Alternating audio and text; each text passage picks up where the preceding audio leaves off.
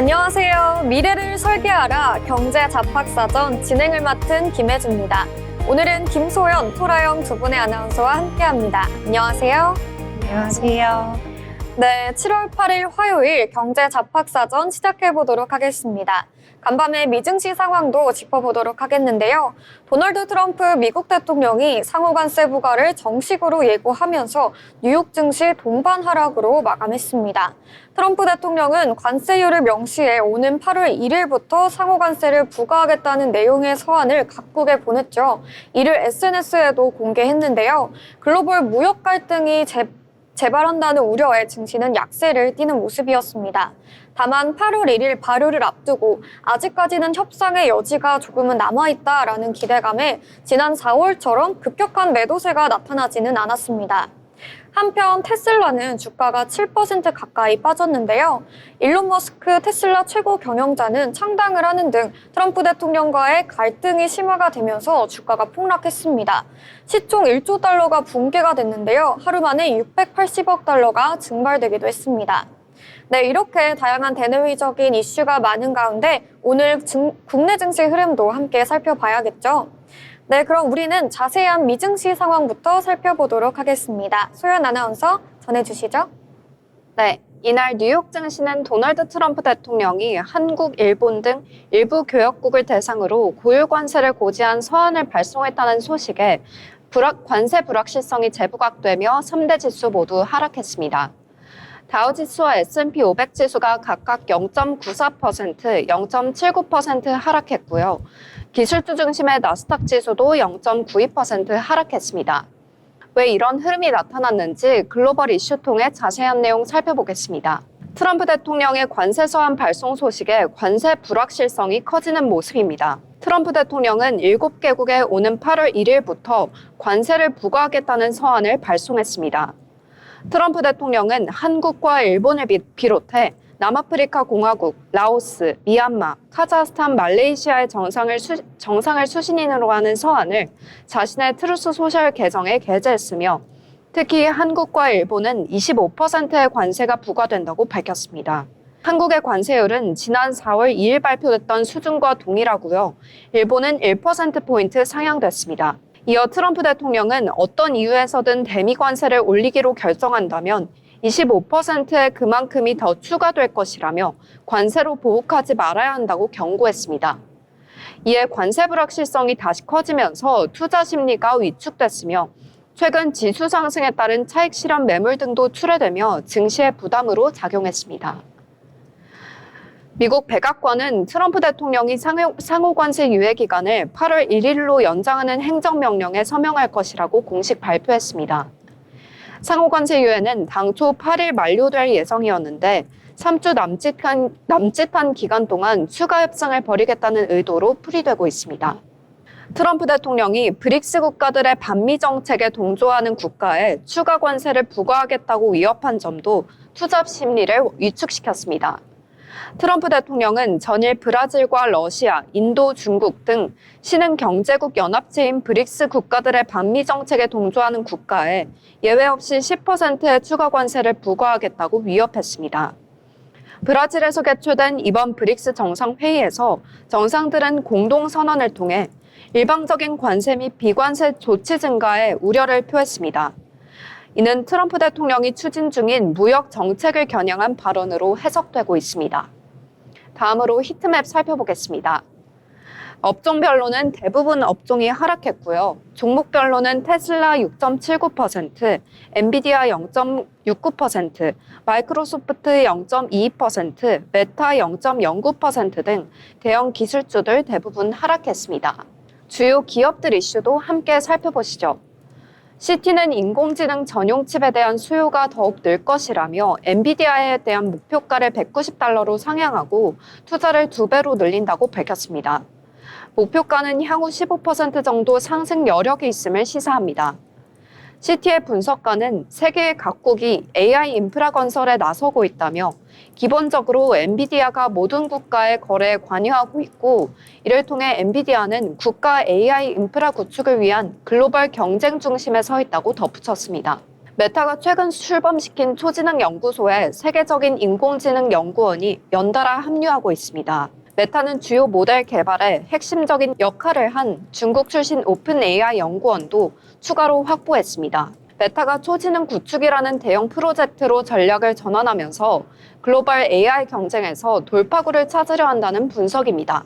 애플이 중국에 있는 생산 공장을 미국으로 충분히 빠르게 이전하지 못하고 있다며 더 빠르게 움직여야 한다고 피터 나바고 미국 백악관 무역고문이 독촉했습니다. 이에 따라 애플의 탈중국 움직임이 충분히 빠르지 못하다고 압박한 데 따른 투심 악화로 이어졌습니다.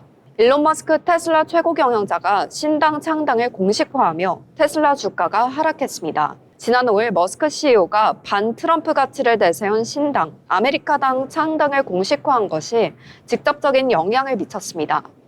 이에 머스크의 본격적인 정치 활동을 테슬라의 리스크로 판단한 투자자들이 서둘러 발을 뺀 것으로 풀이됩니다. 시장에서는 테슬라 주가 향방에 대한 우려가 쏟아지고 있습니다. 월가의 대표적인 테슬라 낙관론자로 꼽히는 증권 애널리스트는 머스크가 정치에 깊이 관여하고 워싱턴 정가의 기득권 세력과 맞붙으려는 것은 테슬라 역사에 있어 사업적으로 중요한 시기에 테슬라 투자자들이 바라는 방향과 정반대라고 분석했습니다. 지금까지 미증시 마감 시황 전해드렸습니다. 네, 미증시 자세하게 한번 살펴봤습니다. 트럼프 대통령의 관세 압박에 글로벌 무역 갈등이 조금씩 다시 고개를 들면서 약세를 띄었다라고 정리할 수 있겠습니다. 대형 기술주 그룹에서는 아마존만 소폭 상승했고요. 그 이외에는 하락세 나타났습니다. 7월에 사상 최고가를 경신하는 등 좋은 흐름 연일 이어왔지만 오늘은 조금 쉬어가는 모습이 나타났는데요. 우리 시장에 어떤 영향을 미칠지 저희와 함께 살펴보시면 좋을 것 같습니다. 네, 저희는 이번에 기업에 대해 함께 살펴보려고 하는데요. 나영 아나운서 어떤 기업 준비해 주셨을까요? 네, 오늘은 영국을 대표하는 글로벌 제약사 바로 아스트라제네카를 소개합니다. 코로나19 백신으로 전 세계인들에게 굉장히 익숙해졌죠. 이 회사는 이제 항암제, 희귀질환, 면역 치료제 등에서 이제 글로벌 바이오 산업의 중심축으로 떠오르고 있습니다. 치료제 하나를 넘어서 의료 격차 해소와 접근 가능한 헬스케어 솔루션을 고민하는 기업. 지금부터 아스트라제네카의 이야기 함께 만나보시죠.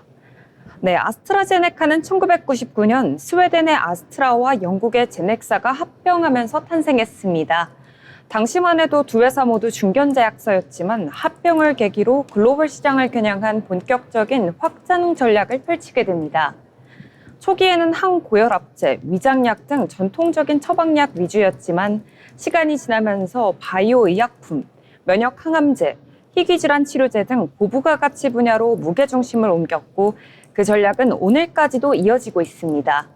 이 회사의 이름이 대중적으로 널리 알려지게 된 계기는 역시 코로나19 팬데믹이었습니다.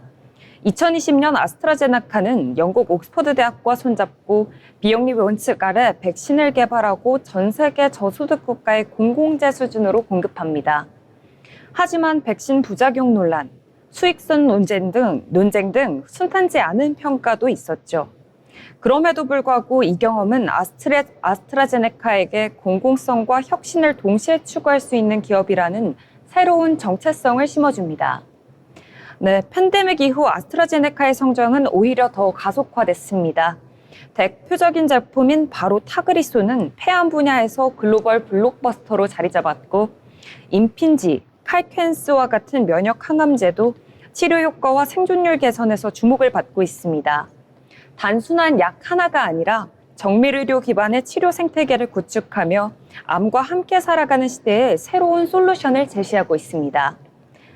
그리고 2024년 기준 아스트라제네카의 시가총액은 약 2,050억 달러, 2025년 현재는 2,200억 달러를 넘어선 수준입니다. 유럽 제약사 중에서도 손꼽히는 규모로 글로벌 헬스케어 시장에서 기술력과 확장면 면에서 가장 주목받는 기업 중 하나로 평가받고 있습니다. 유럽 제약사 중에서도 역시 가장 공격적인 확장 전략을 펼치고 있습니다. 미국, 일본은 물론이고요. 그리고 중국, 인도, 남미, 중동 등 신흥국 진출에도 적극적입니다. 특히 중국에서는 연구개발센터와 공장을 운영하면서 현지 맞춤 치료제 개발까지 함께하고 있습니다. 최근에는 희귀 질환 전문 바이오텍인 알렉시온을 인수하면서 포트폴리오를 더욱더 확장하고 있습니다. 아스트라제네카의 핵심 철학은 건강한 사회를 위한 지속 가능한 접근성입니다. 접근성 있는 가격, 그리고 개발도상국에 대한 의약품 지원, 탄소 중립을 위한 친환경 생산 설비 등도 강화 중에 있습니다. 또 하나 주목할 점은 바로 포용적인 리더십인데요. CEO 파스칼 소리오는 직원 다양성과 여성 리더십 강화를 강조하며 다국적 기업의 유연한 조직 문화를 이끌어 나가고 있습니다. 치료제를 넘어서 인류 건강의 격차를 좁히는 기업 아스트라제네카. 기술로 만든 약이 아니라 사회적인 가치를 품은 약을 만든다는 철학. 그리고 세계 곳곳의 환자들에게 다가가는 따뜻한 혁신. 바이오 산업이 가져올 변화의 중심에서 아스트라제네카는 분명 주목해야 할 기업입니다. 이상 오늘의 기업 로그였습니다. 네, 아스트라제네카에 대해서 함께 알아봤습니다. 간밤에 아스트라제네카 주가는 소폭이지만 0.26% 상승해주는 좋은 모습이었습니다. 앞으로도 주목해보면 좋을 기업이겠습니다. 네, 그럼 저희는 오늘 신문에 나온 이슈들도 좀 짚어봐야겠죠? 소연 아나운서 준비해주신 내용 소개해주시죠. 네, 신문에서 발췌한 기사를 전해드리는 뉴스 브리핑 시간입니다. 오늘도 4가지 소식 준비했는데요. 먼저 첫 번째 소식부터 보시죠. 도널드 트럼프 미국 대통령이 한국 시간으로 8일 새벽 1시부터 상호 관세의 세율이 적힌 서한을 순차적으로 무역 상대국들에 보내겠다고 밝혔습니다. 그는 오는 9일까지 통상 상대국들의 대미 수출품 관세율이 적힌 서한을 보내거나 협상 타결을 보는 것으로 무역 협상을 마무리하겠다고 덧붙였습니다. 트럼프 대통령은 현지 시간 6일 소셜미디어 트루스 소셜을 통해 나는 전 세계 다양한 국가에 대한 미국의 관세 서한 또는 합의 결과가 7일 월요일 낮 12시를 시작으로 전달될 것을 발표하게 돼 기쁘다라고 밝혔습니다. 이는 상호 관세 유예 시한을 이틀 앞두고 주요 협상 상대국들에 대한 압박 수위를 끌어올리려는 전략입니다. 미국 측 요구안을 받아들이지 않으면 높은 관세율을 일방적으로 정해 통보하겠다는 으름장입니다. 미국의 무역 협상을 이끄는 스콧 베선트 재무장관은 협상 진전이 없는 국가들의 유예해온 상호 관세를 8월 1일부터 부과하겠다는 입장을 재확인했습니다.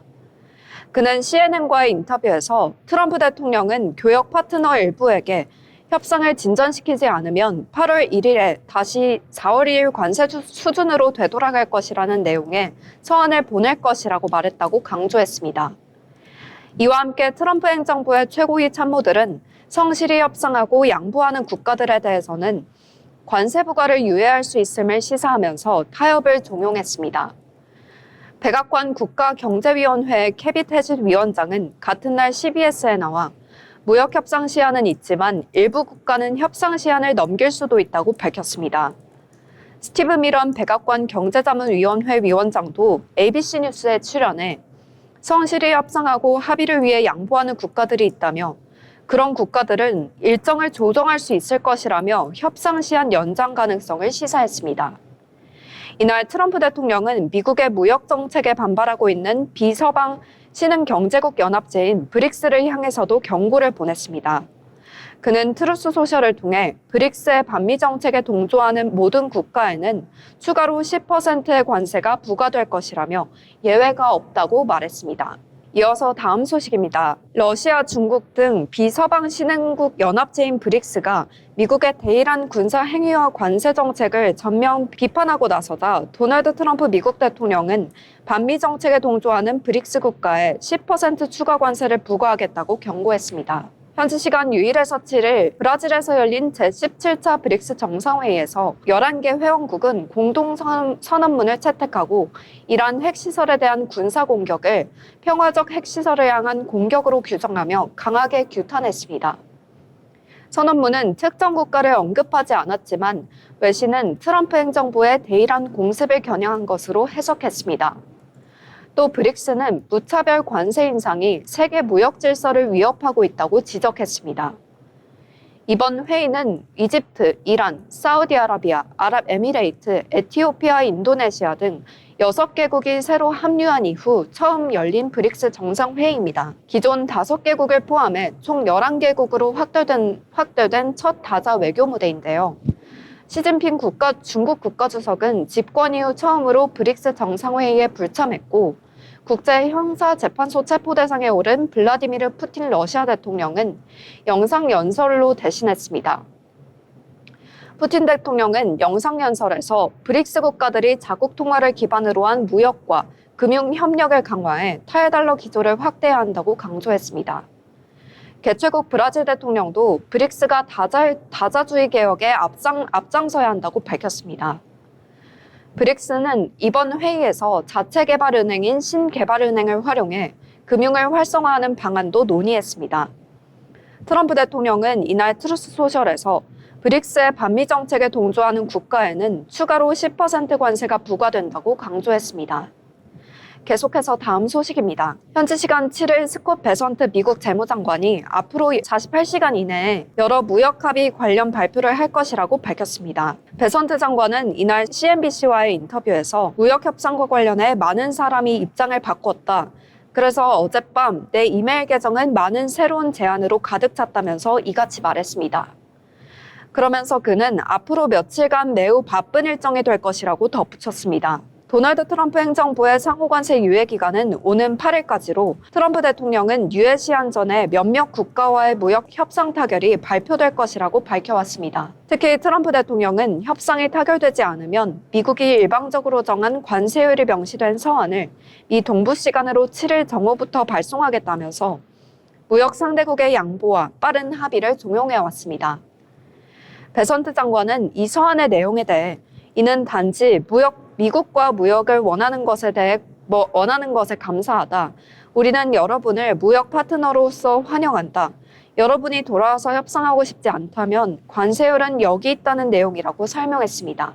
네, 이어서 마지막 소식입니다. 도널드 트럼프 미국 대통령의 관세 압박에 대응하기 위해 가까워지는 듯했던 유럽과 중국이 다시 무역 갈등을 빚고 있습니다. 유럽연합이 지난해 중국의 전기차 보조금을 문제 삼아 최고 45.3%의 고유 관세를 부과하면서 무역 갈등이 시작됐습니다. 중국 상무부는 지난해 유럽연합산 브랜디에 대해 반덤핑 조사를 시작하며 맞대응했습니다. 이달 4일 유럽연합산 브랜디에 최종 관세를 부과한다고 발표했습니다. 향후 5년간 27.7%에서 34.9%의 반덤핑 관세를 적용하기로 했습니다. 중국은 유럽연합산 농산물의 압박도 이어갔습니다. 지난달 유럽연합산 돼지고기를 겨냥해 착수한 반덤핑 조사 기한을 올해 12월까지로 연장하기로 했습니다. 아직 돼지고기에 추가 관세를 부과하지 않았습니다. 양측 갈등은 최근 무역 협력 논의와 다른 모습입니다. 올해 들어 미국발 관세 전쟁을 계기로 양측은 밀착 행보를 보였습니다. 시진핑 중국 국가주석은 4월 방증한 페드로 산체스 스페인 총리에게 중국과 유럽연합이 힘을 합쳐 일방적 괴롭힘을 막아내야 한다고 강조했습니다. 중국은 5월 유럽의회 의원에게 내린 제재를 4년 만에 해제했습니다. 유럽의회도 4월 중국 대상 제재를 해제하는 논의가 최종 단계에 접어들었다고 밝혔습니다. 하지만 무역 분야에서 양국 간 근본적인 견해차는 좁혀지지 않았습니다. 유럽연합의 대중국 무역 적자 규모가 커지고 있어서인데요. 지난해 유럽연합의 대중국 상품 무역 수지는 3,045억 유로 규모 적자를 기록했습니다. 4년 전보다 적자가 67% 줄었습니다. 양측은 비관세 무역 보복도 주고받았습니다. 중국 재정부는 6일 중국 지방정부가 예산 4,500만 위안 이상 의료기기를 구매할 경우 유럽연합 기업 참여를 배제한다고 발표했습니다. 또 중국 정부 조달에 참여하는 비유럽연합 기업은 유럽연합으로부터 수출한 의료기기 비중이 중국과 계약한 총액의 50%를 넘지 않아야 한다고 밝혔습니다. 유럽연합은 지난달 500만 유로를 넘는 의료기기를 공공 조달할 때 중국 기업의 입찰 참여를 금지하고 공공조달 낙찰 기업의 중국산 구성품 비율을 50% 미만으로 제한했습니다. 최근 유럽연합은 중국의 히토류 수출 통제까지 포함해 중국과 무역 협상을 이어왔습니다. 이 같은 기류에서 이달 말 중국에서 열릴 유럽연합 중국 정상회담 정상회담 일정이 축소될 것이란 얘기도 나오고 있습니다. 네, 제가 준비한 소식은 여기까지입니다. 지금까지 뉴스 브리핑이었습니다. 네, 다양한 뉴스 소식들 전해주셨습니다. 미국의 관세 압박과 주요국들의 대응 속에서 무역지형은 또 한 번의 변곡점을 맞고 있죠. 앞으로 협상 결과가 각국에 어떤 영향을 미칠지, 경제에 어떤 영향을 미칠지, 우리 시장에는 또 어떤 모습 이어갈지 함께 살펴보시면 좋겠습니다. 저희는 잠시 후에 아나운서들의 주식수다 돈의 맛으로 돌아오도록 하겠습니다. 미래를 설계하라 경제 잡학사전에서 그 해답을 찾으실 수 있습니다. 더불어 본 방송에서 제공하는 정보는 투자 판단에 대한 조언일 뿐 해당 종목의 가치, 상승 또는 하락을 보장하지 않습니다.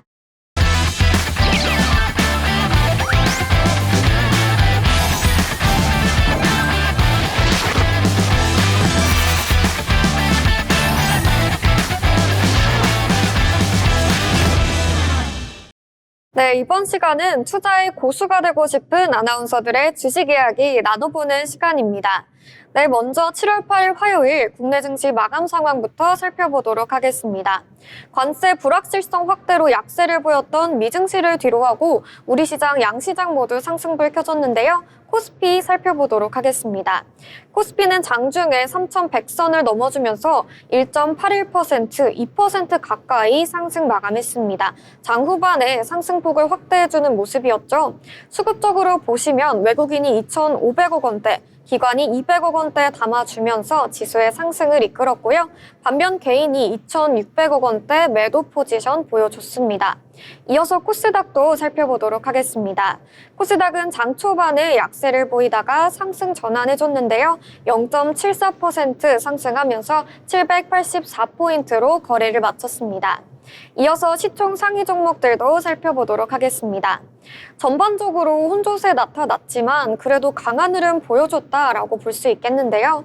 코스피 보시면 시총 1위 삼성전자는 약세를 띄었습니다.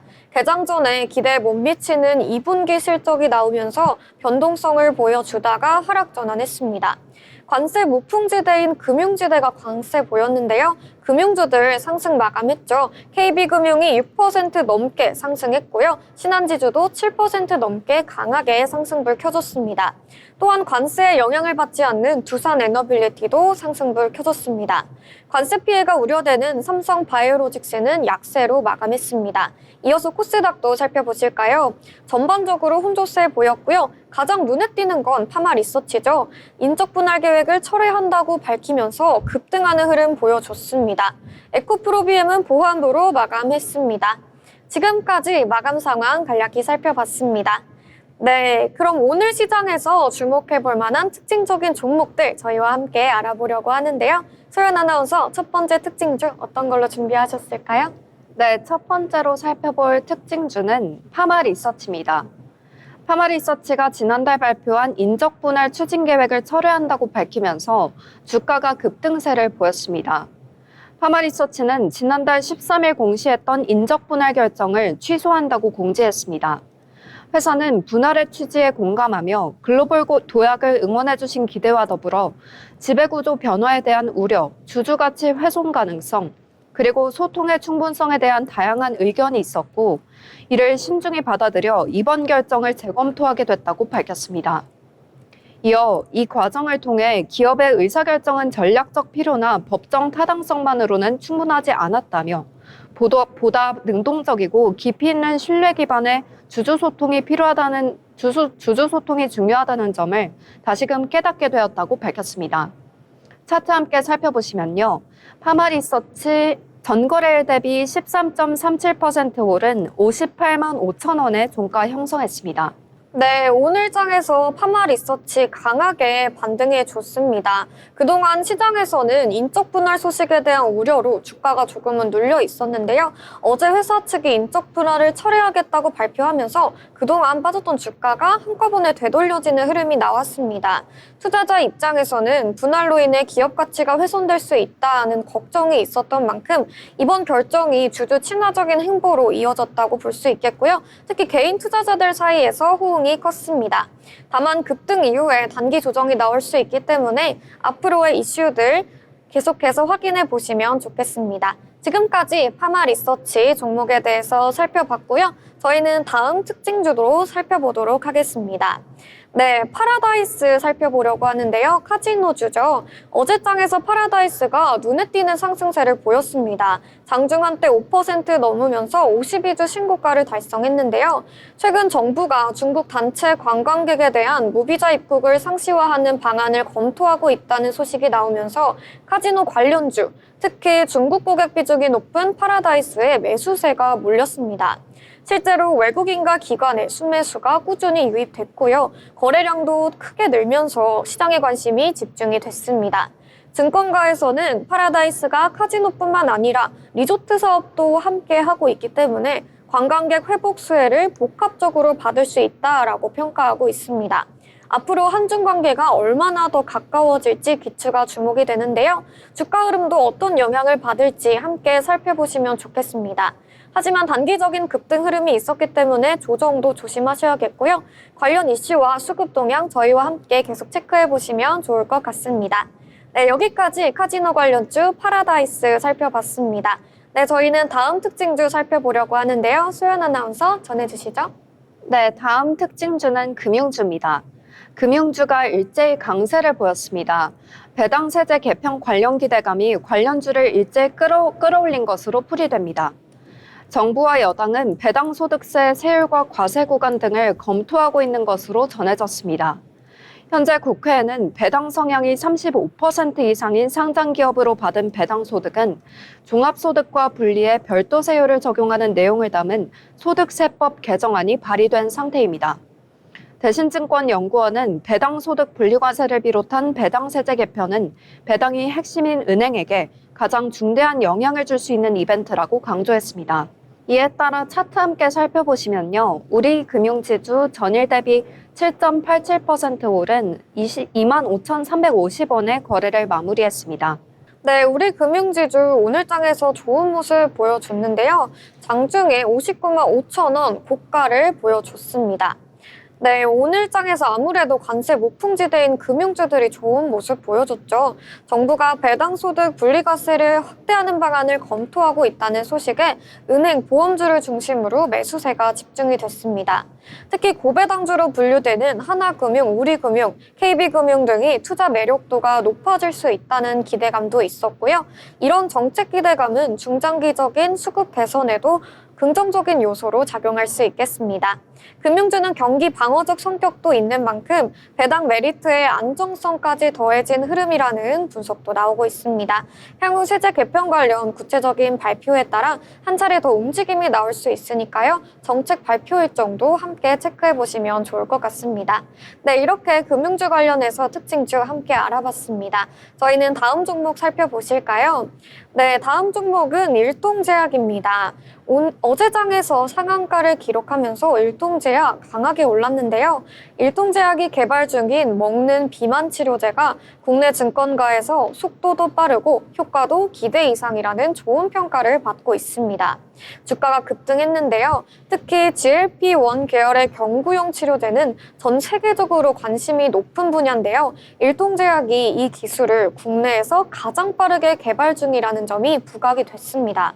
이미 임상 1상 중간 결과에서 최대 7% 가까운 체중 감소 효과가 나왔고요. 부작용도 거의 없었다는 점이 긍정적인 평가를 받고 있습니다. 투자자들 사이에서는 이번에 잘만 개발되면 글로벌 라이선스 아웃도 가능하지 않겠냐라는 기대감까지 나와주고 있습니다.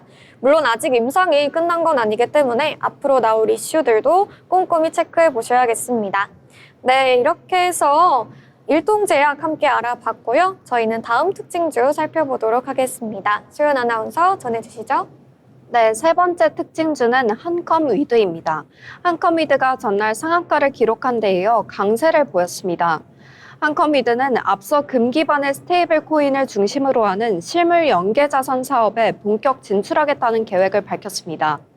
이에 따라 스테이블 코인 사업 진출 소식에 강한 매수세가 몰린 것으로 풀이됩니다.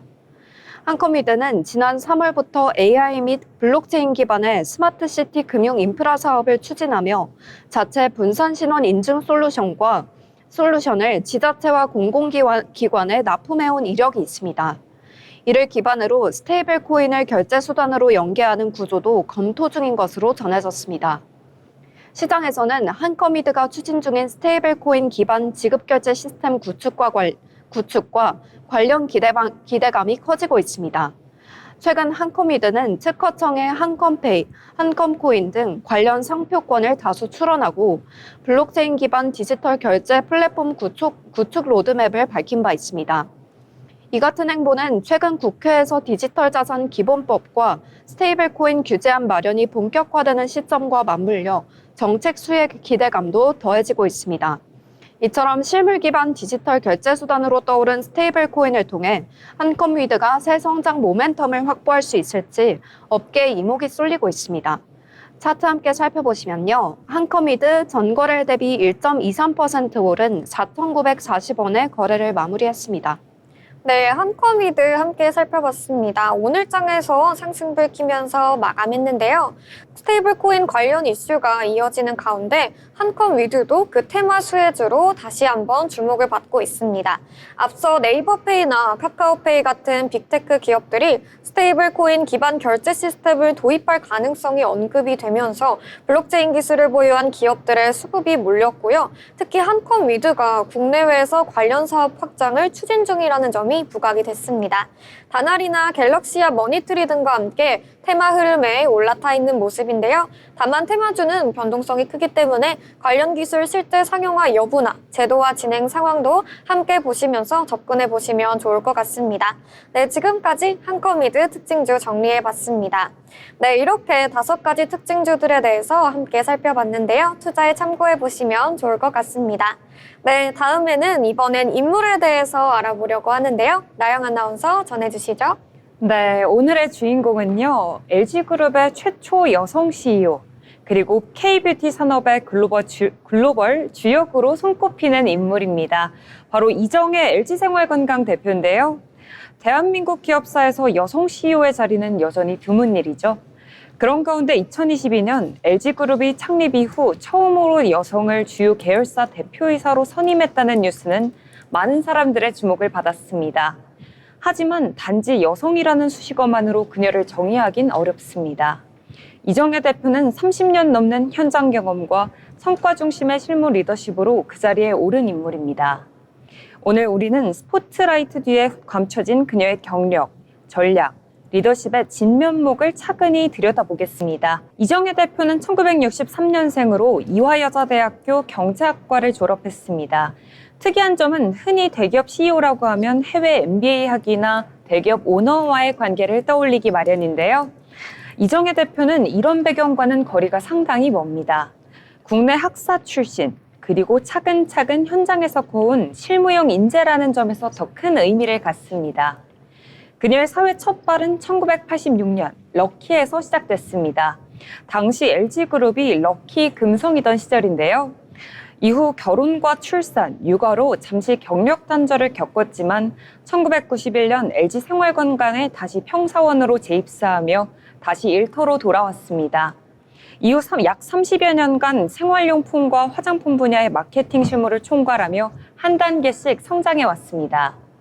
그리고 마침내 2022년 LG생활건강의 대표이사 자리에 오릅니다.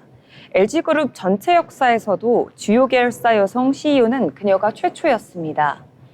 여성 최초라는 타이틀을 넘어서 진짜 성과 기반 리더십을 인정받은 결과였습니다. 이정혜 대표는 화장품 브랜드 마케팅에서 탁월한 성과를 낸 인물입니다. LG생활건강의 대표 브랜드 후, 숨, 오휘를 글로벌 브랜드로 키운 데에는 그녀의 전략이 있었죠. 특히 후는 K뷰티의 프리미엄 브랜드 전략의 대표적인 사례로 손꼽힙니다. 후는 중국에서 궁중 한방 콘셉트로 차별화에 성공했고 중국 왕홍 마케팅을 통해 럭셔리 이미지를 견고하게 다졌습니다. 결과적으로 2021년 LG생활건강 화장품 매출은 4조 원을 돌파, 사상 최대 실적을 기록했습니다. 뿐만 아니라 벨먼, 히말라야 핑크솔트, 페리오 등 생활용품 부문 브랜드 성장도 눈에 띄게 확인하실 수 있습니다. 화장품뿐 아니라 토탈 라이프 스타일 제품군 전반에서도 안정적인 포트폴리오를 만든 것이죠. 하지만 CEO가 된 이후 순탄한 길만 있었던 것은 아닙니다. 이정혜 대표가 취임한 2022년부터 LG생활건강은 중요한 전환점에 놓이게 됩니다. 코로나19 팬데믹 이후 중국 시장 소비 위축, 그리고 미국 더크램 팩토리 인수 실패 등 연이은 악재로 화장품 부문 실적이 급락했고 LG생활건강 전체 매출도 큰 타격을 입었습니다. 일각에선 후에 집중된 포트폴리오 구조가 위기 대응에 취약하다라는 비판 역시 나왔고 이 대표의 리더십에 대한 평가도 엇갈리기 시작했죠. 하지만 이정혜 대표는 위기 국면에서 새로운 시장 개척과 리브랜딩 전략으로 돌파구를 모색하고 있습니다. 이정혜 대표가 내세운 돌파 전략은 바로 시장 다변화 전략입니다.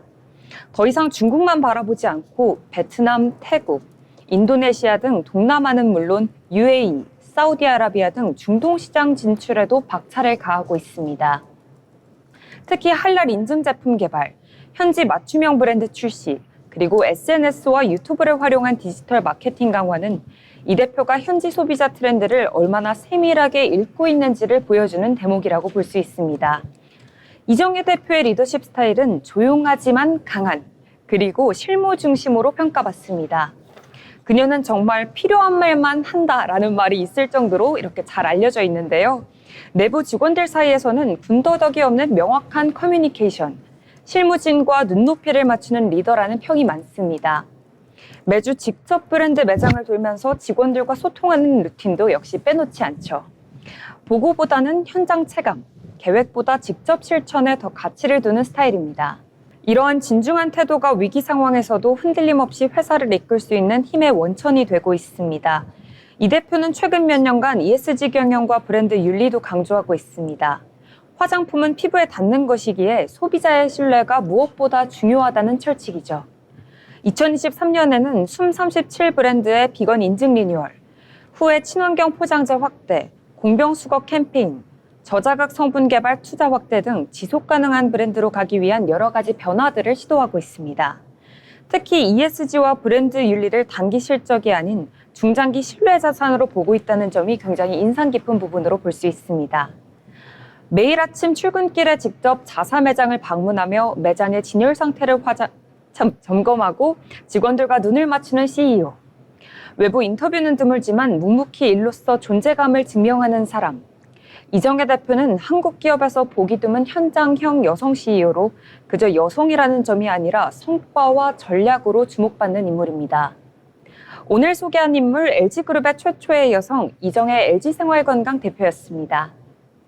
네, LG생활건강 이정혜 대표에 대해서 함께 알아봤습니다.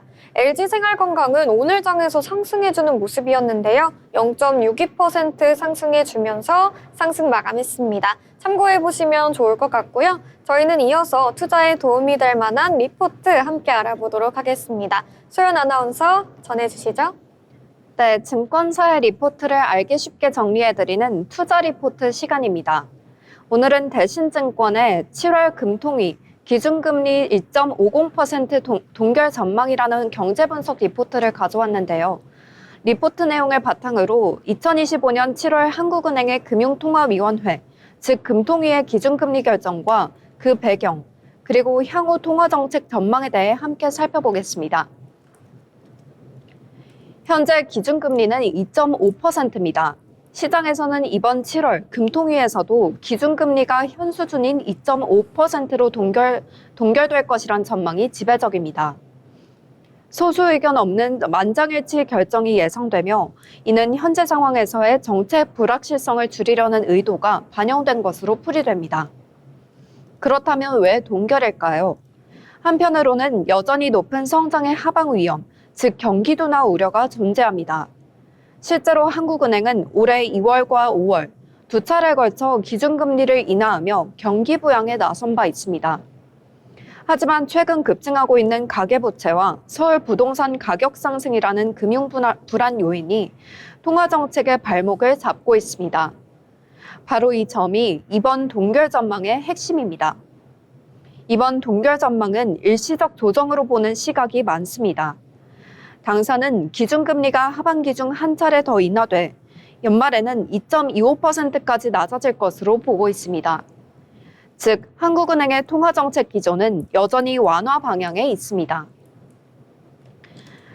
지난해 10월 한국은행은 코로나19 이후 고물가에 대응하기 위해서 높아졌던 기준금리를 정상화한다는 목적으로 기준금리 인하를 개시했습니다. 이후 한국은행은 올해 2월과 5월에도 추가로 기준금리를 2회 더 인하했는데요. 지난 연말 정치적 불안 요인, 해가 바뀌고는 미국 트럼프 행정부 출범에 따른 통상 불확실성 등 악재들이 연이어 부각됨에 따라 이뤄진 통화 완화 대응이었고, 해당 행보는 올해 하반기에도 지속될 전망입니다.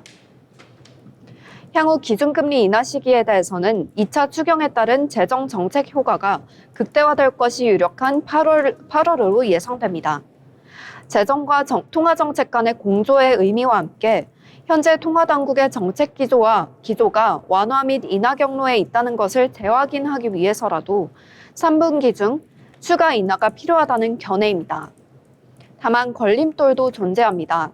바로 서울 주택 가격 급등과 가계대출 증가세인데요. 하지만 최근 정부의 부동산 대책은 대출 총량 규제 강화를 중심으로 하고 있어 기준금리 인하에 따른 유동성 확장을 직접 자극하지 않을 가능성도 있습니다. 즉, 금융 안정을 고려하면서도 금리 인하 여지를 부분적으로 확보하고 있다는 분석입니다. 또한 금융 안정 문제 부각에도 최근 부동산 대책이 대출 총량 규제에 맞춰져 있어 금리 인하에 따른 불안 요인을 최소화할 수 있다는 점에서 기존 8월 인하 전망이 유지되고 있습니다. 리포트에서는 하반기 추가 기준금리 인하의 횟수를 1회로 예상하고 있습니다. 여전히 높은 성장의 하방 위험과 경기 부양을 위한 정책 기조가 불가피한 것이 사실이나 지금까지 100 베이시스 포인트, 리포트의 예상대로라면 125 베이시스 포인트에 달하는 기준금리 인하 사이클을 거치며 통화당국의 완화 대응은 마무리될 것이란 전망입니다. 경기 부양과 금융 안정 사이의 균형을 어떻게 조율해 나갈지 앞으로의 통화정책 결정은 더욱 정교한 판단이 요구될 것입니다.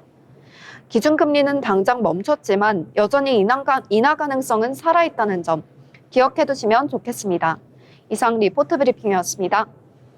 네, 기준금리에 대해서 함께 살펴봤습니다. 리포트 살펴보시면서 투자에 참고해보시면 좋을 것 같고요. 오늘 우리 시장 정리해보도록 하겠습니다.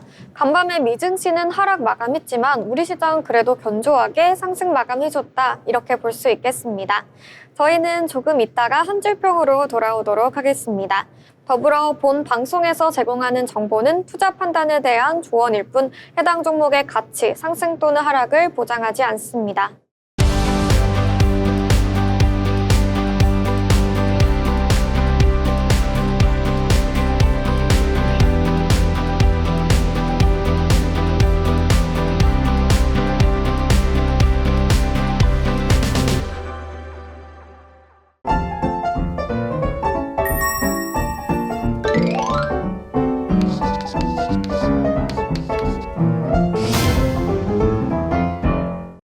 네, 돌아온 오늘장 한 줄평 시간입니다.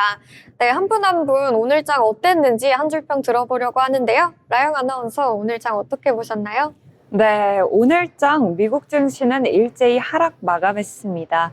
트럼프 대통령이 우리 시간으로 오늘 새벽 1시쯤 관세와 관련한 서한을 보내겠다고 밝혔었죠.